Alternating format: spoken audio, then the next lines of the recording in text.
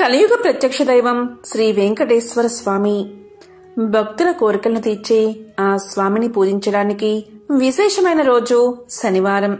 వెంకటేశ్వర స్వామికి సంబంధించిన ఈ కథలను విన్నా, చదివినా, చెప్పినా, వినిపించినా సకల శుభాలు కలుగుతాయి.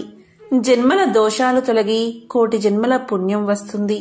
మరి ఆ కథలేంటో ఇప్పుడు ఈ వీడియోలో తెలుసుకుందాం. పూర్వకాలంలో తొండమాను చక్రవర్తి స్వామివారిని బంగారు తులసి దళాలతో పూజించేవాడు. కొంతకాలానికి తొండమాను చక్రవర్తికి ఎవరో కూడా నాలాగా స్వామిని పూజించి ఉండరు అనే గర్వం తలకు ఎక్కింది. ఈ విధమైన భావంతోనే ఒకరోజు శ్రీవారి ఆలయంలోకి ప్రవేశించే సమయానికి తాను పూజించిన బంగారు తులసి దళాలు పక్కకు తొయ్యబడి మట్టితో చేసిన పూలు స్వామివారి పాదాలపై వేయబడి ఉన్నాయి. అది చూసిన తొండమానుడు ఆశ్చర్యానికి లోనై స్వామివారిని ప్రార్థించాడు. అది ఆలకించిన స్వామి ఇలా పలికాడు, రాజా, నీవే కాదు, నాకు ప్రియమైన భక్తులు అనేక మంది ఉన్నారు. అటువంటి వారిలో భీముడు ఒకడు. కుండలు చేసుకుని జీవించే కుమ్మరి అయిన భీముడు చెక్కతో నా విగ్రహాన్ని ఇంటిలో ప్రతిష్ఠించి ప్రతిరోజు కుండలు చేసిన తర్వాత చేతులకు అంటుకున్న మట్టితో పూలు చేసి వాటితో నన్ను పూజిస్తాడు. అవే ఈ మట్టి పువ్వులు. నాకు బంగారు పూలైనా మట్టి పూలైనా ఒక్కటే. అవి సమర్పించడం వెనుక ఉన్న భక్తే నాకు కావాల్సింది అని పలికాడు స్వామి. వెంకటేశ్వర స్వామివారి మాటలు విని జ్ఞానోదయమైన తొండమానుడు స్వామివారితో కలిసి భీముడి ఇంటికి చేరుకున్నాడు. శ్రీ వెంకటేశ్వరుని చూసిన ఆనందంతో భీముడు పరిపరి విధాలా కీర్తించి తన ఆతిథ్యాల్ని స్వీకరించమని స్వామిని కోరగా అందుకు స్వామి అంగీకరించగా పగిలిన మట్టి పెంకులో సంకటి తెచ్చి స్వామివారికి అందించాడు భీముడు. స్వామివారు దాన్ని స్వీకరించారు. ఇది చూసిన తొండమానుడు భక్తి పారవస్యంలో మునిగిపోయాడు.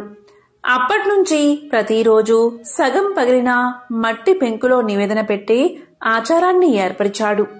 ఇప్పటికీ నిత్యం నైవేద్యం కుండ పెంకులోనే సమర్పించబడుతుంది. వివిధ రకాలైన పిండి వంటలు గంగాళాల కొద్దీ నైవేద్యంగా సమర్పించబడుతూ ఉన్నా అవన్నీ గర్భాలయానికి ముందున్న శయన మండపంలోనే నివేదిస్తారు. ఒక్క ఓడు నైవేద్యం మాత్రం గర్భాలయంలోకి తీసుకువెళ్లి నివేదిస్తారు. ప్రతిరోజు నివేదన కొరకు కొత్త కుండ పెంకునే ఉపయోగిస్తారు. అందువల్లే స్వామివారికి తోమని పల్లాలవాడు అనే పేరు ఏర్పడింది. కాగా కుమ్మరి భీముడు కుర్వతి నంబిగా ప్రసిద్ధి చెందాడు.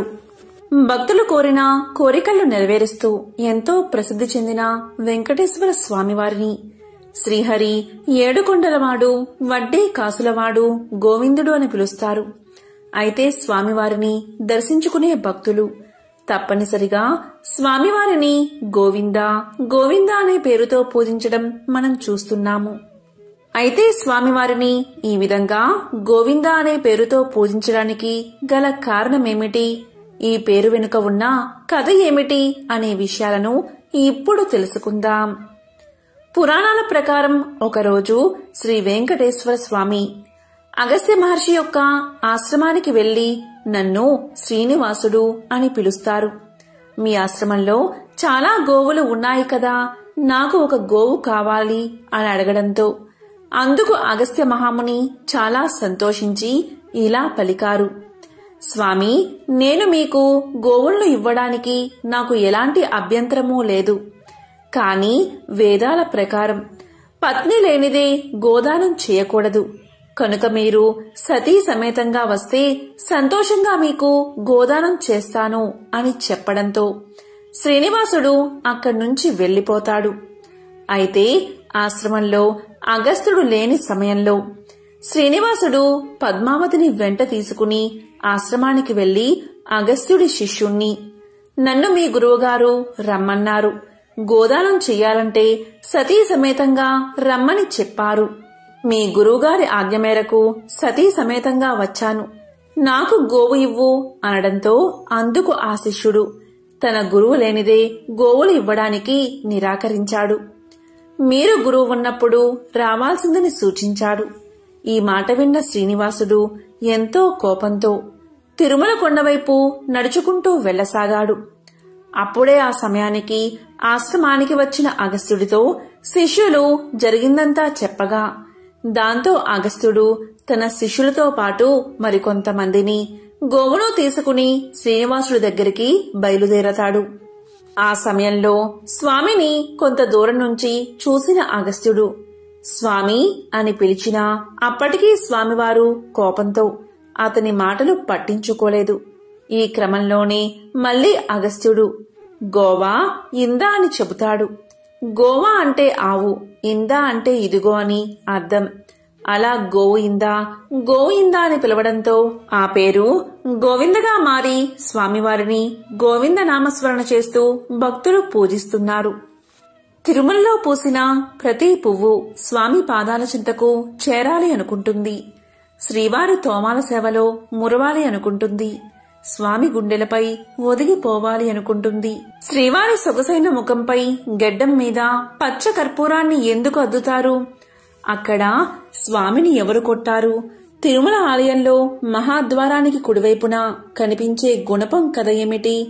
తిరుమలలో స్త్రీలు పువ్వులు ఎందుకు పెట్టుకోరు? ఈ ప్రశ్నలన్నిటికీ ఒకే సమాధానం, అనంత ఆళ్వారులు.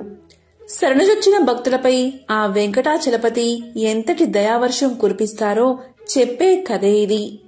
అనంతాచార్యుల చరితం నిష్కల్మషమైన భక్తికి తార్కాణం. తిరుమలలో పూసిన ప్రతి పువ్వు స్వామి పాదాల చెంతకు చేరాలి అనుకుంటుంది. ఇలాగే స్వామి సేవలో తరించి ఆయన పాదాల మీద రాలిన గొప్ప భాగవోత్తముడు అనంత ఆళ్వారులు. అనంత ఆళ్వారుల గురించి తెలుసుకోవడం అంటే భక్తులపై శ్రీనివాసుడి అనంతమైన ప్రేమ, వాత్సల్యం గురించి తెలుసుకోవడమే. శ్రీరంగంలో భగవత్ రామానుజుల శిష్యులే అనంతాచార్యులు. ఒకనాడు రామానుజులు అనుగ్రహ భాషణం చేస్తూ తిరుమలలో అలంకార ప్రియుడైన శ్రీనివాసుడికి పుష్ప కైంకర్యాలు సక్రమంగా జరగడం లేదని ఆవేదన వ్యక్తం చేశారు. కాని దట్టమైన అడవులు, క్రూర మృగాలు, విషసర్పాలు సంచరించే శేషాచల కొండల్లో ఎవరు ఉండగలరు? అక్కడ చెరువు తవ్వి బృందావనం తయారు చేసి పుష్పసేవ ఎవరు చేస్తారు? ఈ విధంగా గురువు రామానుజుల మనసులోని బాధను అర్థం చేసుకున్న శిష్యుడైన అనంతాచార్యుడు తాను వెళ్లి వెంకటాచలపతికి పుష్ప కైంకర్యాలు సమర్పిస్తాను అన్నారు. గురువుగారికిచ్చిన మాట ప్రకారం గర్భవతి అయిన భార్యను తీసుకుని తిరుమలకు చేరారు అనంత ఆళ్వారులు. రావడంతోనే పూలతోట పనులు ప్రారంభించారు. అనంత ఆచార్యుల వేదానికి స్వేదానికి శ్రీవారు కదిలిపోయాడు, కరిగిపోయాడు. భార్యతో కలిసి చెరువు తవ్వుతున్న బక్కపల్చిని అనంతాచార్యుల దగ్గరకు సాక్షాత్తు శ్రీనివాసుడే ఒక బాలుడి రూపంలో వచ్చాడు. నీకు నేను సహాయం చేస్తాను అన్నాడు. కాని పసిబాలుడితో పని చేయించుకోవడం ఏమిటి అని అనంతాచార్యుల వారు వద్దని వారించారు. బాలుడు ఎంత బతిమాలినా వద్దన్నారు. కాని అనంత ఆచార్యులకు తెలియకుండా ఆయన భార్యకు చెరువు తవ్వడంలో సాయం చేస్తూ ఉన్నాడు ఆ బాలుడు. ఆ దృశ్యం చూసిన అనంత ఆచార్యులకు కోపం కట్టలు తెంచుకుంటుంది. సాయం వద్దని చెప్పినా ఎందుకు చేస్తున్నావంటూ బాలుణ్ణి తరుముతారు. పట్టరాని కోపంతో బాలుడిపై గుణపం విసురుతారు. మర్నాడు పుష్ప కైంకర్యం కోసం ఆనంద నిలయానికి వెళ్లిన అనంత ఆళ్వారు స్వామి గడ్డం నుంచి రక్తం రావడాన్ని గమనించి బాలుడి రూపంలో వచ్చింది శ్రీవారే అని గ్రహించి తల్లడిల్లిపోయారు. వెంటనే వెంకటనాథుడి గడ్డానికి పచ్చ కర్పూరాన్ని అద్దుతారు. ఇప్పటికీ ఈ ఆచారం తిరుమలలో కొనసాగుతుందని చెబుతారు. అలా తిరుమల ఆలయంలో నిత్యం పుష్ప కైంకర్యం చేసిన పరమభక్తుడే అనంత ఆళ్వారు. తిరుమలలో స్వామివారికి నిత్యం పూలు సమర్పించి సేవ చేసుకునే భాగ్యం పొందిన తొలి భక్తుడే అనంత ఆళ్వారు. గురు రామానుజుల ఆదేశాలతో శ్రీవారికి పుష్ప కైంకర్య విధానాన్ని అమలు చేసింది అనంత ఆచార్యులే. శ్రీవారి సేవ కోసం పూల సాగుకు అనంత ఆళ్వారు ఏర్పాటు చేసిన పూలవనాన్ని అనంత ఆళ్వారు తోటగా పిలుస్తారు. మల్లెలు, మందారాలు, చామంతులు, సంపెంగలు, కలువలు, కనకాంబరాలు, గులాబీలు, నంది వర్ధనాలు, బిల్వదళాలు, తులసి దళాలతో ఈ నందనవనం అలరాడుతూ ఉంటుంది. ఇప్పటికీ అనంతాచార్యుల వంశీయులు స్వామికి నిత్యం పుష్ప కైంకర్యాలను సమర్పిస్తున్నారు. తిరుమల ఆలయంలో పడి కావలి మీదుగా ఆలయ ప్రవేశం చేసినప్పుడు కుడివైపున గోడకు తగిలించి ఉన్న గడ్డపారును చూడగాని అనంత ఆల్వారులు గుర్తుకు వస్తారు. అలాగే సొగసైన స్వామి ముఖంపై చుబుకానికి అద్దిన పచ్చ కర్పూరాన్ని చూసిన అనంత ఆల్వారుల అమాయకమైన భక్తి మదిలో మెదులుతుంది. శరణాగతి తత్వానికి ప్రతీకగా నిలిచింది అనంత ఆల్వారుల జీవితం. స్వామికి సంబంధించిన మరొక విశేషమైన కథను ఇప్పుడు విందాం. పూర్వకాలంలో అవంతి దేశంలో భాగ్యనగరము అనే పట్టణం ఉండేది. పేరుకు తగినట్లుగానే ఆ పట్టణంలో భాగ్యవంతులకు కొదువలేదు. అయితే వారు తమ తమ సంపదలను చూసుకుని గర్విస్తూ మిగిలిన సామాన్యులను అతి హీనంగా చూసేవారు. ఆ ఐశ్వర్యమంతా తమ గొప్పే అని తెలుస్తూ నిత్యం పూజలు కాదు కదా, విశేష రోజుల్లో కూడా ఏ పూజలు చేసేవారు కాదు. అప్పుడు శ్రీమన్నారాయణుడికి వీరందరికీ జ్ఞానోదయం కలిగించాలని తోచింది. ఒక రోజున ధనవంతులందరూ విందు వినోదాల్లో మునిగి తేలుతున్నారు. ఆ పట్టణ తూర్పు వీధిలో కల శ్రీ లక్ష్మీనారాయణ ఆలయంలో కనీసం దీపం వెలిగించే నాదుడు కూడా కరువయ్యాడు. ఆ రోజు తొలి ఏకాదశి, అత్యంత పర్వదినం. కాని ఆ పట్టణంలో ఒక్కరు కూడా ఆలయానికి పూజాధికాలు నిర్వర్తించాలని ఆలోచించలేదు. సాయంత్రం ఉన్నట్టుండి దట్టమైన మబ్బులు కమ్ముకున్నాయి. బ్రహ్మాండమైన కుంభవృష్టి. వ్యాపారులందరి ఇల్లు నీట మునిగిపోసాగాయి. అంతా గాఢాంధకారం. తెల్లవారేసరికి ఊరంతా నేలమట్టమైంది. వ్యాపారుల ఇళ్లన్నీ కూలిపోయాయి. ఐశ్వర్యాలన్నీ పోయి చివరికి కట్టుబట్టలతో మిగిలారు. ఎందుకీ ఉపద్రవం, ఎందుకీ జలప్రలయం, ఎవరికీ అంతుపట్టలేదు. అంతలో వారికి ఒక విశేషం కనిపించింది. ఊరి చివరన ఉండే పూరిపాకలు చెక్కు చెదరకుండా ఉన్నాయి. వారికి ఆశ్చర్యం కలిగింది. ఎంత కుంభవృష్టిలోనూ ఈ పూరిపాకలు ఎలా ఉన్నాయి అని వారిలో వారు అనుకుంటూ ఉండగా ఇంతలో ఒక పెద్ద మెరుపు మెరిసింది. అప్పుడు ఆకాశవాణి ఇలా పలికింది, ఓ మూర్ఖులారా, మీ సంపదలన్నీ మీ గొప్పదనమని భావిస్తూ ఉండడం వల్లే ఇలా జరిగింది. ఆ పూరి గుడిసెలో నివసించే దేవయ్య నాకు ప్రియ భక్తుడు. అతి సామాన్యుడైన దేవయ్య ప్రతిరోజు మీ ఊరిలోని శ్రీ లక్ష్మీనారాయణ ఆలయంలో దీపం వెలిగిస్తున్నాడు. అంతేకాక ప్రతి ఏకాదశి నాడు తనకు వీలున్నంతలో శ్రీ వెంకటేశ్వర వ్రతకల్పాన్ని నిర్వర్తిస్తున్నాడు. ఆ వ్రత ఫలితంగానే తనతో పాటు ఆ గుడిసెలోని వారందరూ రక్షించబడ్డారు. మీరందరూ కూడా ఆ వ్రతం ఆచరిస్తే మీ ఐశ్వర్యాలను తిరిగి పొందగలరు అని వినిపించింది. వెంటనే వారందరూ ఆ ఆలయానికి వెళ్లి తక్షణమే అందరూ తలొక పనికి పూనుకుని శ్రీ వెంకటేశ్వర వ్రతకల్పాన్ని ఆచరించారు. ఆ వ్రత ఫలితంగా అందరి గృహాలు పూర్వరూపంలో కనిపించాయి. అది మొదలుగా ఆ వర్తకులందరూ శ్రీవారి భక్తులై ప్రతి ఏకాదశి నాడు శ్రీ వెంకటేశ్వర వ్రతకల్పాన్ని ఆచరిస్తూ బతికి ఉన్నంతకాలం సుఖ సౌభాగ్యాలతో ఉండి చివరికి ముక్తిని పొందారు అని శ్రీ వశిష్ఠుల వారు వివరించారు. కలియుగానికి చాలా పూర్వం సమస్త ఋషులు కలిసి కశ్యప మహర్షి నేతృత్వంలో సమాజ శ్రేయస్సు కోసం ఒక గొప్ప యాగాన్ని అంటే మహాయజ్ఞాన్ని చెయ్యాలని సంకల్పిస్తారు. ఇది మహాయజ్ఞం కావడంతో త్రిమూర్తులలో ఒకరిని ముఖ్య అతిథిగా ఆహ్వానించాలని ఋషులు భావిస్తారు. ఈ సమయంలో నారద మహర్షి తన ప్రయాణ సమయంలో భూమిపైకి వచ్చి ఋషులు చెయ్యబోయే మహాయజ్ఞం గురించి తెలుసుకుంటాడు. అప్పుడు నారదుడు ఇలా పలుకుతాడు, ఓ మహారుషులారా, ఈ యాగంతో మీరు ఎవరిని సంతోష పెట్టబోతున్నారు? మీరు పవిత్రమైన త్రిమూర్తులలో అత్యంత ఉన్నతమైన వ్యక్తిని సంతోష పెట్టబోతున్నారా? పవిత్ర త్రిమూర్తులలో ఎవరు పరమేశ్వరుడు అన్న ప్రశ్నకు ఋషులు అయోమయానికి లోనవుతారు.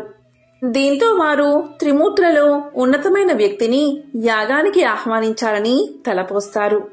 లోక కళ్యాణం కోసం యజ్ఞం తలపెట్టిన మహర్షులు త్రిమూర్తులలో గొప్పవారెవరో నిర్ణయించమని భృగు మహర్షిని పంపుతారు. అరికాలిలో నేత్రం కారణంగా తనకు గల శక్తి పట్ల గర్వితుడై ఉన్న భృగు మహర్షి తొలుత సత్యలోకానికి చేరుకుంటాడు. అక్కడ సత్యలోకంలో వేదగానం చేస్తూ బ్రహ్మదేవుడు, ఆయన గాత్రానికి వీణానాదాన్ని అందిస్తూ సరస్వతీదేవి సంగీతంలో సంలీనులై ఉన్నారు. ఆలు మగలిద్దరూ ఒకే అనుభూతిలో లయించి ఉండగా ఆ అనునాదం అనంతమై విస్తరించింది. భృగువు రాక వారిని ఆటంకపరచలేదు. దాంతో వారు ఆయన రాకకి స్పందించలేదు. దీంతో కోపగించిన భృగువు బ్రహ్మకు భూలోకంలో ఆలయాలు ఉండవని శపిస్తాడు. ఇక అక్కడ్నుంచి కైలాసానికి వెళ్తాడు. కైలాసంలో శివ పార్వతులు నాట్యంలో లీనమై ఉన్నారు. ఆది దంపతులతో పాటు గణపతి, కుమారస్వామి సహితంగా నంది, భృంగి, రుద్ర గణాలు ఆ పారవస్యంలో ఉన్నారు. ఇక్కడ కూడా భృగు మహర్షికి స్వాగత సత్కారాలు లభించలేదు. పార్వతీ పరమేశ్వరులు తాళం తప్పకుండా చేస్తున్న నాట్యం సర్వ సృష్టికి శృతి లయలు అయ్యింది. అహంకారం లేకుండా ఉండి ఉంటే భృగు మహర్షి ఆదిదేవుడు నాట్యమాపి తన్ని పలకరించే వరకు సహజంగా భక్తిగా వేచి ఉండేవాడు. కాని భృగువుకి అదనపు శక్తి ఉంది. దాని తాలూకు అహంకారం కూడా ఉంది. కాబట్టి భక్తుడు భగవంతుడి కోసం వేచి ఉండం కాదు, భగవంతుడే భక్తుడి రాక కోసం మెలకువతో ఉండాలి అనుకున్నాడు. దాంతో ఆగ్రహాన్ని నిగ్రహించుకోలేక లింగాకృతికే తప్ప పరమేశ్వరుడి రూపానికి అచ్చెళ్లు ఉండరాదని శపించాడు భృగువు. అక్కడ్నుంచి వైకుంఠానికి చేరుకున్నాడు.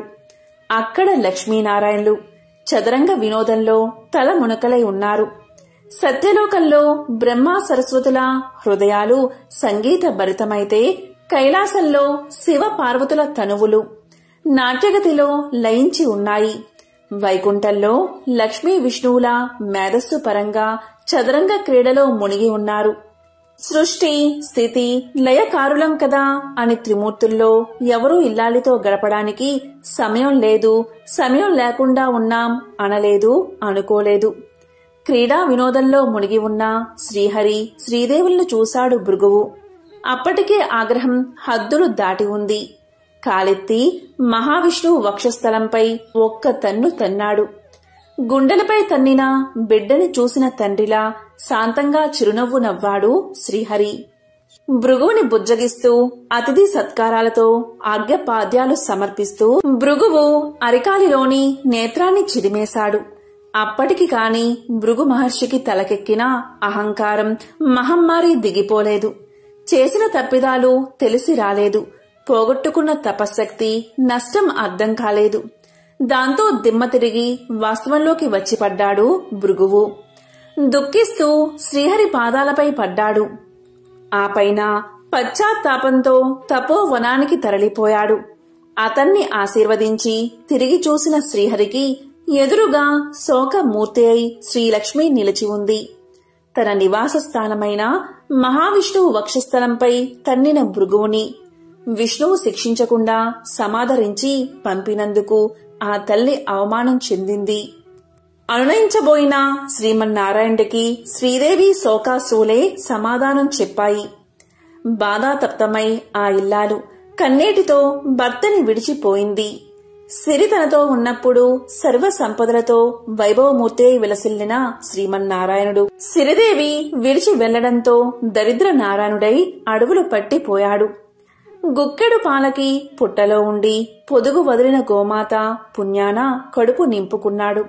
దేశ దిమ్మరిలా తిరుగుతూ వకులమాలని చేరినప్పుడు సైతం ఎవరు నాయనా నీవు అంటే ఏ పేరుని చెప్పను, ఏ పేరుతో పిలిచినా పలుకుతాను, ఏ ఊరని చెప్పను, అన్ని ఊళ్ళూ నావే, సిరి నుండే తల్లి ఇప్పుడు తొలగిపోయింది అంటాడు. ఆ తల్లి జాలిపడుతూ అంతే నాయనా లోకరీతి, భాగ్యమున్నంతకాలం అందరూ గౌరవిస్తారు, కలిమి కోల్పోయిన నాడు అన్నీ కోల్పోయినట్టే అంటూ కన్నబిడ్డను ఆదరించినట్లు ఆదరిస్తుంది. ఆశ్రమవాసి అయి వరహమూర్తి అనుమతి పొంది ఆశ్రితుడై జీవిస్తూ ఆకాశరాజ పుత్రి పద్మావతిని పరిణమాడాలి అనుకుంటే పైసలేవి, పెళ్లి చేసుకునేందుకు వడ్డీకి అప్పు తీసుకోవాల్సి వచ్చింది. ఒకప్పుడు సిరి సంపదలకి నెలవైనవాడు. కలకంట కంట కన్నీరొలికితే అదే పరిస్థితి. శ్రీ వెంకటేశ్వర స్వామికి సంబంధించిన ఒక విశేషమైన కథను ఇప్పుడు విందాం. పూర్వకాలంలో మగధ సామ్రాజ్యంలో విష్ణుచిత్తుడు అని శ్రీవారి ప్రియభక్తుడు ఉండేవాడు. అతనికి 9 మంది స్త్రీ సంతానం కలిగారు. ఎంతో పాండిత్యం ఉన్న మిక్కిలి పేదరికంతో బాధపడుతున్నాడు విష్ణుచిత్తుడు. విష్ణుచిత్తుని భార్య తారామతి. ఎల్లప్పుడూ ఆమె శ్రీమన్నారాయణ్ణి ప్రార్థిస్తూ ఉండేది. అప్పుడప్పుడు వివాహాది శుభకార్యాల పౌరోహిత్య కార్యక్రమంలో దక్షిణగా వచ్చే కొద్ది సొమ్ముతో ఎంతో కష్టాలు పడుతూ కాపురం సాగిస్తున్నారు ఆ దంపతులు. కుమార్తెలకు యుక్త వయసు వచ్చింది. తారామతికి ఎప్పుడూ వీరి వివాహం ఎలా జరిపించాలా అనే చింతగా ఉండేది. ఆ శ్రీనివాసుణ్ణి ప్రార్థిస్తూ కాలం గడుపుతూ ఉండేది తారామతి. ఓ శ్రీనివాస భక్తులారా, ఆశ్రిత జనరక్షకుడైన శ్రీ వెంకటేశ్వర స్వామివారికి తన భక్తులన్నా అపార ప్రేమ అని మనందరికీ తెలిసిందే కదా. ఇలా ఉండగా ఒకరోజు ఉదయం ఒక వృద్ధ బ్రాహ్మణుడు విష్ణుచిత్తుని ఇంటి తలుపు తట్టాడు. అయ్యా, నేను వంగదేశపు వాసిని. ఒక యజ్ఞం నిమిత్తం వెళుతూ దారి మధ్యలో ఈ దేశానికి చేరుకున్నాను. దయచేసి ఈ ఒక్కరోజు మీ ఇంట్లో ఉండనిస్తే తిరిగి రేపు ఉదయమే వెళ్లిపోతాను అని విష్ణుచిత్తుణ్ణి అర్థించాడు. అందుకు విష్ణుచిత్తులు ఇలా పలికాడు. స్వామి, అంతకు మించిన అదృష్టం మాకేముంటుంది? అతిథి సాక్షాత్తు శ్రీమన్నారాయణుడితో సమానమని మన పురాణాలు ఘోషిస్తున్నాయి కదా. తమరు ఎటువంటి సంకోచం లేకుండా మా ఇంట్లో తప్పక ఉండవలసింది అని ఆ ముసలి బ్రాహ్మణుణ్ణి లోపలికి తీసుకువచ్చి సపరిచర్యలు చేశాడు. ఆ రోజు మధ్యాహ్నం భోజనం చేసిన తర్వాత ఆ వృద్ధ బ్రాహ్మణుడు తారామతితో ఇలా అంటాడు. ఏమమ్మా దిగాలుగా ఉన్నావు? ఏమిటి నీ బాధ? ఏమీ సంకోచించకుండా చెప్పు అన్నాడు. అప్పుడు తారామతి ఇలా అంటుంది. స్వామి, తమరు మహా తపస్సంపన్నులు. తేజస్సులో సాక్షాత్తు ఆ వైకుంఠ వాసుని మాదిరిగా ఉన్నారు. మీ వద్ద దాచేదేముంది? నా మనోవ్యదంతా నా పుత్రికల వివాహం గురించే అని విన్నవించుకుంది. అంతటా ఆ విప్రోత్తముడు చిరునవ్వు నవ్వి ఇలా అన్నాడు. తల్లి, నీ బాధ నేను గ్రహించాను. నీ కష్టాలన్నీ తొలగిపోయి కుమార్తెలకు శుభప్రదంగా వివాహం అవ్వడానికి ఒక అద్భుత వ్రతాన్ని నీకు తెలియచేస్తాను. ఆ వ్రతాన్ని ఆచరిస్తే మీ కష్టాలు పటాపంచలైపోతాయి. శ్రీ వెంకటేశ్వర వ్రతము అనే వ్రతం మిక్కిలి సులభతరం అని చెప్పి ఆ వ్రత విధానమంతా ఆ దంపతులకు వివరించాడు. అంతటా విష్ణుచిత్తుడు ఇలా పలికాడు. స్వామి, మహా సంతోషం. ఇంతకు మించిన భాగ్యం ఏముంటుంది మాకు? ఎన్నో రోజులు ఎందుకు, శుభస్థ శీఘ్రమని పెద్దలు అన్నారు కదా. ఈ రోజే ఎంతో మంచి రోజు. ఈ రోజు తమరు చెప్పిన శ్రీ వెంకటేశ్వర వ్రతాన్ని ఆచరిస్తాము అని విష్ణుచిత్తులు తారామతి దంపతులిద్దరూ తన కుమార్తెలందరితో కలిసి ఆ రోజు సాయంకాలమే బంధుమిత్రులను పిలుచుకుని శ్రీ వెంకటేశ్వర వ్రతాన్ని అత్యంత భక్తి శ్రద్ధలతో ఆచరించారు. వచ్చిన భక్తులందరూ వ్రతం పూర్తయిన తర్వాత తీర్థ ప్రసాదాలు స్వీకరించి తమ తమ గృహాలకు వెళ్లిపోయారు. అప్పుడు విష్ణుచిత్తుల వారు భార్యా సమేతంగా ఆ బ్రాహ్మణోత్తముడికి పాద నమస్కారం చేసి తమ దంపతులను ఆశీర్వదించవలసిందిగా వేడుకున్నారు. అప్పుడా బ్రాహ్మణోత్తముడు వ్రత తీర్థ ప్రసాదాలు తాను స్వీకరించి మనోభీష్టా సిద్ధిరస్తు, శ్రీ లక్ష్మీ శ్రీనివాస కటాక్ష సిద్ధిరస్తు అని ఆశీర్వదించాడు. ఇంతలో చీకటిపడి నిద్రా సమయం అయింది. అంతట విష్ణుచిత్తుడు ఆ బ్రాహ్మణుడికి ఒక చిరిగిన దుప్పటిని ఇచ్చి కన్నీళ్ల పర్యంతంగా ఇలా పలికాడు. స్వామి, కడుపేదనైనా నా వద్ద ఇంతకు మించి మంచి దుప్పటి లేదు. ఈ రాత్రికి నన్ను క్షమించి దీని యందే పడుకోండి అని వేడుకున్నాడు. అందుకు ఆ బ్రాహ్మణుడు చిరునవ్వు నవ్వి ఇలా అన్నాడు. విష్ణుచిత్త, ఏమీ బాధపడకు. నేను బయట వసారాలో పడుకుంటాను అని చెప్తాడు. కొద్దిసేపటికే అందరూ కూడా నిద్రలోకి జారుకున్నారు. రాత్రి 4వ జామున ఉరుములు మెరుపులతో పెద్ద వర్షం కురిసింది. అంతా కటిక చీకటి. గాఢాంధకారంలో కంటికి ఏమీ కనబడట్లేదు. విష్ణు చిత్తునికి బయట పడుకున్న ఆ ముసలి బ్రాహ్మణుడు ఎలా ఉన్నాడో అని బెంగగా ఉంది. కాని ఈ గాఢాంధకారంలో ఏమీ కనిపించక ఎప్పుడెప్పుడు తెల్లవారుతుందా అని ఆ రాత్రి గడిపాడు విష్ణుచిత్తుడు. ఆ కుటుంబమంతా. ఇంతలో తెల్లారింది. వాన తేలిక పడింది. బయట బ్రాహ్మణుడు ఏమయ్యాడో, ఎంత బాధపడ్డాడో అనుకుంటూ బయటకు వచ్చిన ఆ దంపతులకు అద్భుత దృశ్యం కనిపించింది. అక్కడ విప్రోత్తముడు లేడు. చిరిగిన దుప్పటి స్థానంలో పట్టు పీతాంబరం ఉంది. ఆ పీతాంబరంపై శ్రీ వెంకటేశ్వర స్వామివారి విగ్రహం చిరునవ్వుతో కనిపించింది. జరిగినదంతా ఆ దంపతులకు అర్థమైంది. వారి ఆనందానికి అవధులు లేవు. వచ్చింది సాక్షాత్తు ఆ శ్రీమన్నారాయణుడే. ఆహా, ఏమి మన భాగ్యము! కాని ఆ స్వామివారిని గ్రహించలేకపోయామే. చివరికి చినిగిన దుప్పటి ఇచ్చామే అని తలుస్తూ శ్రీ స్వామివారి విగ్రహాన్ని కళ్లకు అద్దుకుని ఇంట్లోకి వచ్చారు. ఇల్లంతా స్వర్ణమయంగా కనిపించింది. అంతటా ధనరాశులే. ఆహా, శ్రీ వెంకటేశ్వర స్వామివారి వ్రతకల్ప మహత్యం వల్ల కదా ఇదంతా జరిగింది అని ఆ స్వామిని అనేక విధాలా స్తుతించారు. చూసారా, సాక్షాత్తు శ్రీ స్వామివారే ఆ భక్తుడి ఇంటికి అతిథి రూపంలో వచ్చి వ్రత విధానం చెప్పడమే కాకుండా తీర్థ ప్రసాదాలు కూడా తానే స్వయంగా స్వీకరించాడు. శ్రీ స్వామివారు అంతటి కరుణామయుడు. ఎవరైతే భక్తి శ్రద్ధలతో ఈ వ్రతాన్ని ఆచరిస్తారో వారింటికి తానే స్వయంగా ఏదో రూపంలో తప్పక వస్తాడు. పూర్వకాలంలో నగరి అనే గ్రామంలో ధనగుప్తుడు అనే ఒక వ్యాపారి ఉండేవాడు. అతను పరమ లోభి. ఎంత ధనాన్ని సంపాదించినా అతని లోభితనానికి అంతులేకుండా పోయేది. ఈ ఐశ్వర్యమంతా తన గొప్పే అని భ్రమలో కొట్టుమిట్టాడుతూ ఉండేవాడు. ఎంతటి వారినైనా ఈ అహంకారమే కదా పాతాళానికి అనగదొక్కేది. ధనగుప్తుడి భార్య కాంతిమతి. ఆమె ఎంతో భక్తి కలిగి ఉండేది. వారికి 3 కుమార్తెలు. చివరి కూతురైన కుమారికి దైవభక్తి ఎక్కువగా ఉండేది. ఎల్లప్పుడూ ఆ శ్రీనివాసుణ్ణి తలుస్తూ ఉండేది. తండ్రికి తెలియకుండా వీలు ఉన్నప్పుడల్లా శ్రీ వెంకటేశ్వర స్వామివారి ఆలయానికి వెళ్లి స్వామిని దర్శించుకుని వస్తూ ఉండేది చిన్న కూతురైన కుమారి. ఆమె ఆలయానికి వెళ్లినప్పుడల్లా అక్కడ ఇచ్చిన ప్రసాదాన్ని ఇంటికి వచ్చి అందరికీ ఇచ్చిన తండ్రి మాత్రం ఎప్పుడూ తీసుకునేవాడు కాదు. భర్త ప్రవర్తనకు కాంతిమతి ఎంతగానో బాధపడేది. ఒకరోజు కుమారి తన స్నేహితురాలి ఇంట శ్రీ వెంకటేశ్వర స్వామివారి వ్రతం జరుగుతుంది అని తెలుసుకుని వెళ్ళాలి అని అక్కడికి వెళ్తుంది. వ్రతం పూర్తయ్యేసరికి మిట్ట మధ్యాహ్నమయ్యింది.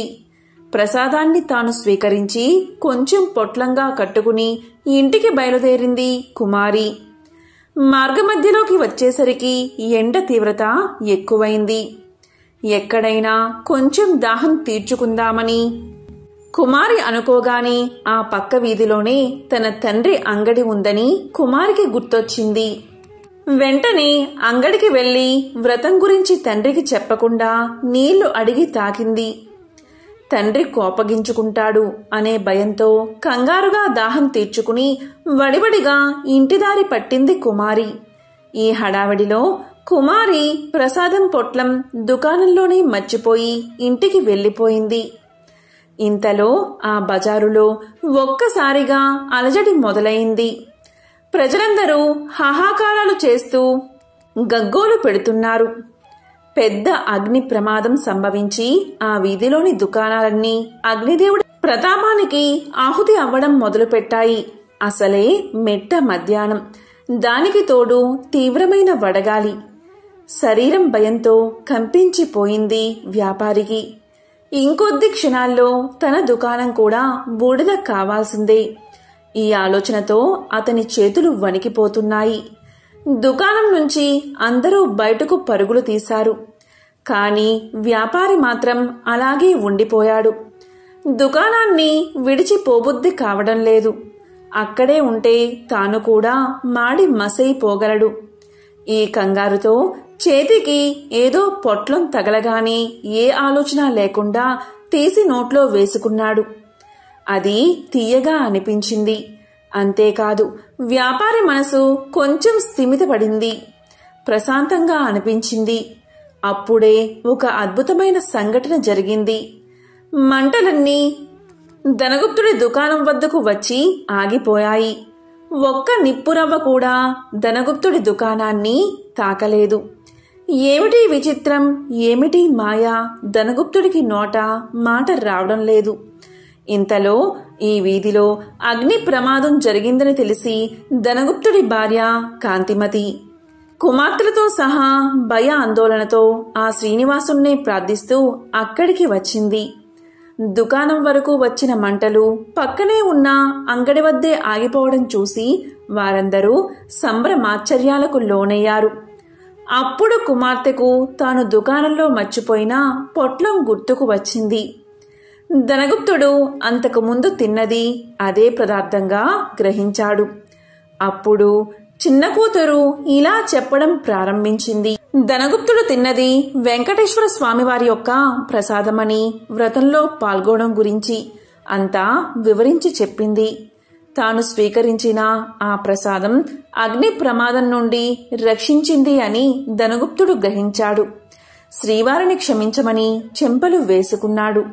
ఆ రోజు సాయంకాలమే ఊరి వారందరినీ పిలిచి శ్రీ వెంకటేశ్వర స్వామి వ్రతకల్పాన్ని భక్తి శ్రద్ధలతో ఆచరించాడు.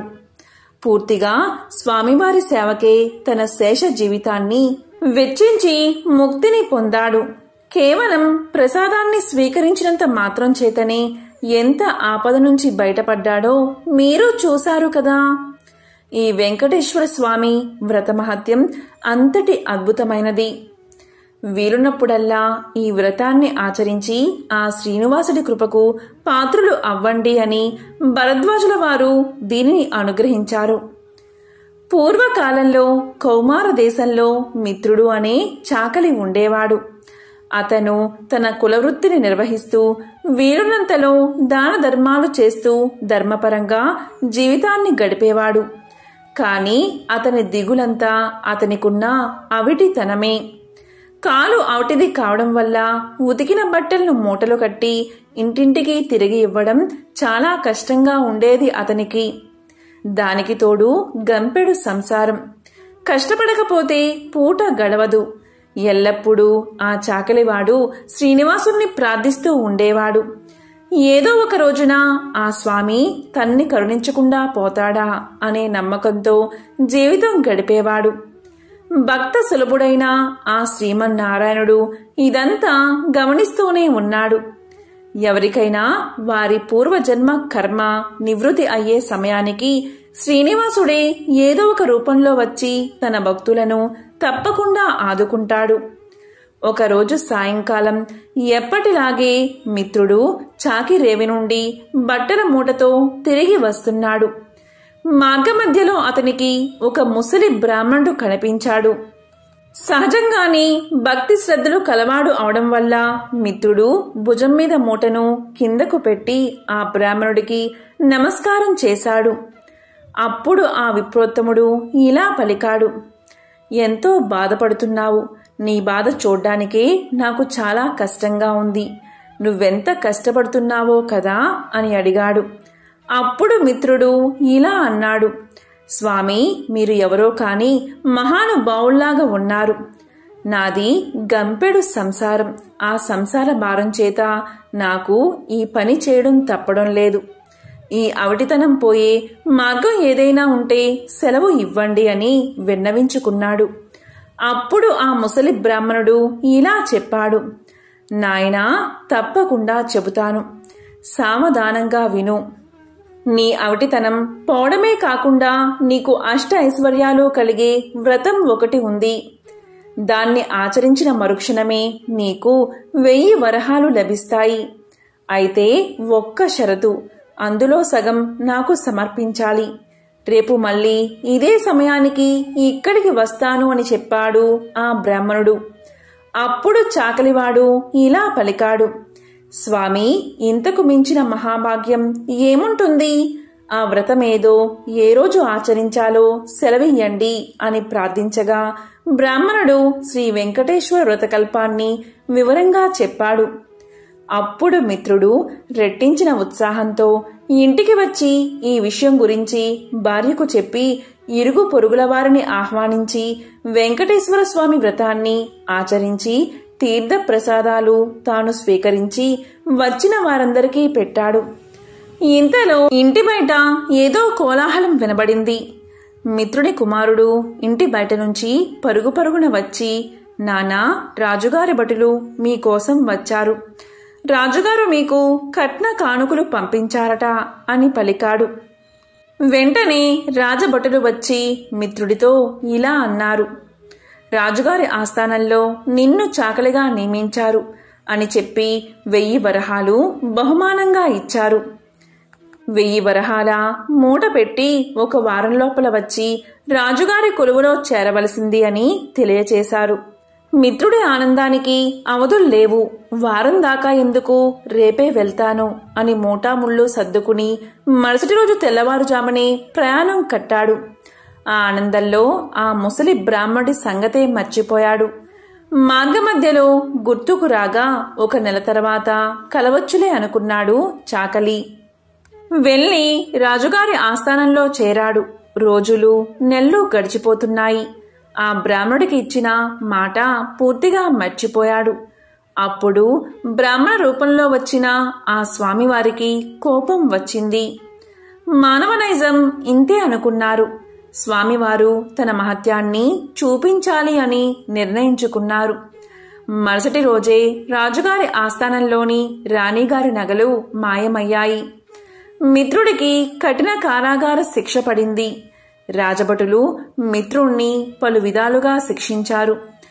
ఎందుకు ఇలా జరిగింది, ఎందుకీ అభాండం తన మీద పడింది అని తలుస్తున్న మిత్రుడికి ఆ రాత్రి స్వామివారు కలలో కనబడి వృద్ధ బ్రాహ్మణి రూపంలో వచ్చింది తనే అని, తనకు ఇచ్చిన మాట నిలబెట్టుకోకపోవడం వల్లే ఇలా జరిగిందని తెలియచేశారు. అప్పుడు మిత్రుడు ఇలా పలికాడు, స్వామి, నేను ఎంతో పాపాత్ముడిని. ఎంతటి అపరాధం చేశానో దయచేసి నన్ను కరుణించండి. ప్రతి నెల మీ వ్రతాన్ని ఆచరిస్తాను. నా సంపాదనలో సగం భాగం ప్రతి నెల జీవితాంతం తమకే సమర్పిస్తాను అని చెంపలు వేసుకుని స్వామివారిని పరిపరి విధాలుగా వేడుకున్నాడు. భక్తజన బాంధవుడైన స్వామివారు అందుకు సంతోషించి మిత్రుణ్ణి అనుగ్రహించారు. శ్రీవారి అనుగ్రహం చేత రాణిగారి నగలు వేరే ప్రదేశంలో మరుసటి రోజే దొరికాయి. మిత్రుడు దొంగలించలేదు అని రాజుగారు గ్రహించారు. మిత్రుడిని కారాగారం నుంచి వదిలేశారు. అప్పట్నుంచి మిత్రుడు స్వామివారికి ఇచ్చిన మాట ప్రకారం ప్రతి నెల శ్రీ వెంకటేశ్వర స్వామివారి వ్రతాన్ని ఆచరిస్తూ తన సంపాదనలో సగభాగం స్వామివారికే సమర్పిస్తూ కలకాలం సుఖంగా జీవించి చివరన ముక్తిని పొందాడు అని అత్రి మహర్షివారు సెలవిచ్చారు. పూర్వకాలంలో సుగత సామ్రాజ్యంలో విష్ణుచిత్తుడు అనే శ్రీహరి ప్రియభక్తుడు ఉండేవాడు. అతనికి 9 మంది ఆడపిల్లలు. అతను ఎంతో పాండిత్యం తెలిసినవాడు. అయినా కూడా పేదరికంలో బాధపడుతూ ఉండేవాడు. విష్ణు చిత్తుడి భార్య తారామతి ఎల్లప్పుడూ ఆ శ్రీమన్నారాయణుడి పాదపద్మాలయంతే మనసు లగ్నం చేసి ప్రార్థిస్తూ ఉండేది. అప్పుడప్పుడు వివాహాది శుభకార్యాల్లో పాల్గొనేవాడు విష్ణు చిత్తుడు.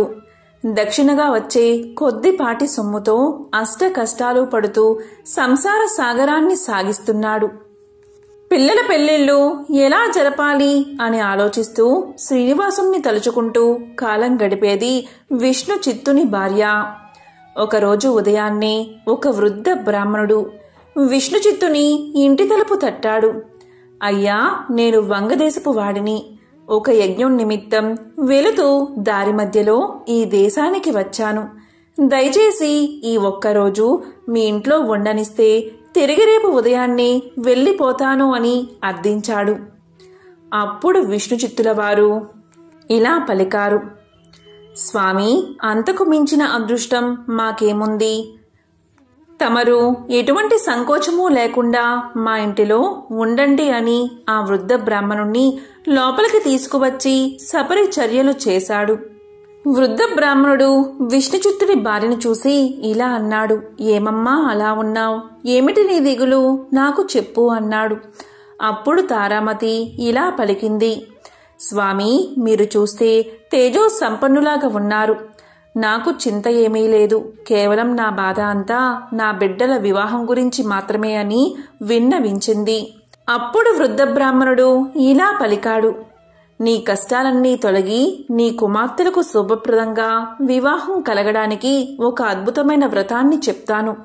ఆ వ్రతాన్ని ఆచరించడం వల్ల మీ కష్టాలన్నీ తొలగిపోయి భోగ భాగ్యాలతో తులతూగుతారు. శ్రీ వెంకటేశ్వర స్వామివారి వ్రతం ఎంతో సులభతరం అని వ్రత విధానాన్ని మొత్తం ఆ దంపతులకు వివరించి చెప్పాడు. అప్పుడు విష్ణుచిత్తుడు సంతోషించి ఇలా పలికాడు, స్వామి, మహా సంతోషం. ఇంతకు మించిన మహాభాగ్యం మాకు ఏముంటుంది? ఎన్నో రోజులు ఎందుకు, శుభస్థ శీఘ్రం అని అన్నారు కదా మన పెద్దలు. ఈరోజే శనివారం. ఎంతో శుభమైన ఈ రోజు తమరు సెలవిచ్చిన శ్రీ వెంకటేశ్వర స్వామివారి వ్రతాన్ని ఆచరిస్తాము అని విష్ణుచిత్తుల దంపతులు తమ కుమార్తె అందరితో కలిసి ఆ రోజు సాయంకాలమే బంధుమిత్రులను ఆహ్వానించి శ్రీ వెంకటేశ్వర స్వామివారి వ్రతాన్ని అత్యంత భక్తి శ్రద్ధలతో ఆచరించారు. వచ్చిన భక్తులందరూ వ్రతం పూర్తయిన తర్వాత తీర్థ ప్రసాదాలు స్వీకరించి తమ తమ గృహాలకు వెళ్లిపోయారు. అప్పుడు విష్ణుచిత్తుల వారు భార్యాసమేతంగా ఆ వృద్ధ బ్రాహ్మణుడుకు పాద సత్కార్యాలు గావించి తమ దంపతులను ఆశీర్వదించవలసిందిగా కోరుకున్నారు. ప్రసాదాలు తాము కూడా స్వీకరించారు. ఆ బ్రాహ్మణుడు కూడా ఆ వ్రత ఫల నైవేద్యాలను స్వీకరించి మనోభీష్ట ఫల సిద్ధిరస్తు అని పలికాడు. శ్రీ లక్ష్మీ శ్రీనివాస కటాక్ష సిద్ధిరస్తు అని ఆశీర్వదించాడు. ఇంతలో చీకటి పడి నిద్రా సమయమైంది. అప్పుడు విష్ణుచిత్తుడు బ్రాహ్మణుడికి ఒక చిరిగిన దుప్పటిని ఇచ్చి కన్నీళ్లు పర్యంతమై ఏడ్చి ఇలా పలికాడు, స్వామి, కడు పేదవాడైన నేను, నా వద్ద ఇంతకు మించి మంచి దుప్పటి లేదు. ఈ రాత్రికి నన్ను క్షమించి దీనియందే విశ్రమించవలసింది అని వేడుకున్నాడు. అందుకు ఆ బ్రాహ్మణుడితో వృద్ధ బ్రాహ్మణుడు ఇలా పలికాడు, నీవు ఏమీ చింతించవద్దు అని చెప్పి తన బయట వసారాలో పడుకుంటాను అని చెప్పాడు. కొద్దిసేపటికే అందరూ నిద్రలోకి జారుకున్నారు. రాత్రి 4వ జామున ఉరుములు మెరుపులతో పెద్ద వర్షం మొదలయింది. ఎటు చూసినా కటిక చీకటి. గాఢాంధకారంలో కంటికి ఏమీ కనిపించలేదు. ఆ ముసలి బ్రాహ్మణుడు ఎలా ఉన్నాడో అని బెంగగా ఉంది. కాని ఈ గాఢాంధకారంలో ఏమీ కనిపించకపోగా ఎప్పుడు తెల్లవారుతుందా అని ఆ రాత్రి ఆ దంపతులు ఎలాగో గడిపారు. ఇంతలో తెల్లవారింది. వాన తేలిక పడింది. బయట బ్రాహ్మణుడు ఏమయ్యాడు అని బయటకు వచ్చిన ఆ దంపతులకు ఒక అద్భుత దృశ్యం కనిపించింది. అక్కడ చిరిగిన దుప్పటి లేదు. చిరిగిన దుప్పటి స్థానంలో పట్టు పీతాంబరం ఉంది. శ్రీ వెంకటేశ్వర స్వామివారి విగ్రహం చిరునవ్వుతో కనిపించింది. జరిగిందంతా ఆ దంపతులకు అర్థమైంది. వారి ఆనందానికి అవధులు లేవు. వచ్చింది సాక్షాత్తు ఆ శ్రీమన్నారాయణుడే. ఆహా, ఏమి మన భాగ్యము! ఎన్నో జన్మల పుణ్యఫలం. కాని మనం ఆ స్వామివారిని గ్రహించలేకపోయాం.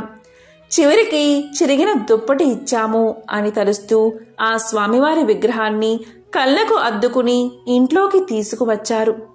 ఇల్లంతా స్వర్ణమయంగా కనిపించింది. అంతటా ధనరాశులే. ఆహా, శ్రీ వెంకటేశ్వర స్వామివారి వ్రతకల్ప మహత్యం వల్లే ఇదంతా కదా అని ఆ స్వామిని అనేక విధాలుగా స్తుతించారు. చూసారా, సాక్షాత్తు స్వామివారే ఆ భక్తుడి ఇంటికి అతిథి రూపంలో వచ్చి వ్రత విధానాన్ని చెప్పడమే కాకుండా తీర్థ ప్రసాదాలు కూడా తానే స్వయంగా స్వీకరించాడు. స్వామివారు అంతటి కరుణామయుడు. ఎవరైతే భక్తి శ్రద్ధలతో ఈ వ్రతాన్ని ఆచరిస్తారో వారింటికి తానే స్వయంగా ఏదో ఒక రూపంలో తప్పకుండా వస్తారు. మీరందరూ కూడా శ్రీ వెంకటేశ్వర స్వామివారి వ్రతాన్ని ఆచరించి స్వామివారి కరుణా కటాక్షాలను పొందండి. శ్రీ లక్ష్మీ శ్రీనివాస కటాక్ష సిద్ధిరస్తు అని విశ్వామిత్రుల వారు దీన్ని సెలవిచ్చారు. కలియుగ వాసులైన అందరి కష్టాలు గట్టెక్కించడానికి స్వామివారు తిరుమల కొండపై అవతరించారు. ఆ స్వామివారిని ప్రసన్నం చేసుకోవడానికి ఈ వ్రతం మిక్కిలి సులభతరం. ఈ వ్రతాన్ని భక్తి శ్రద్ధలతో ఆచరించేవారు సకల సౌభాగ్యాలను పొందుతారు. ఎంతో పవిత్రమైన విశేషమైన ఈ కథను ఈ రోజు విన్నా, చదివినా, చెప్పినా, వినిపించినా సకల శుభాలు కలుగుతాయి. ఆ శ్రీనివాసుడి అనుగ్రహం తప్పకుండా మీకు కలుగుతుంది. ఓం నమో వెంకటేశాయ. ఓం నమో నారాయణాయ.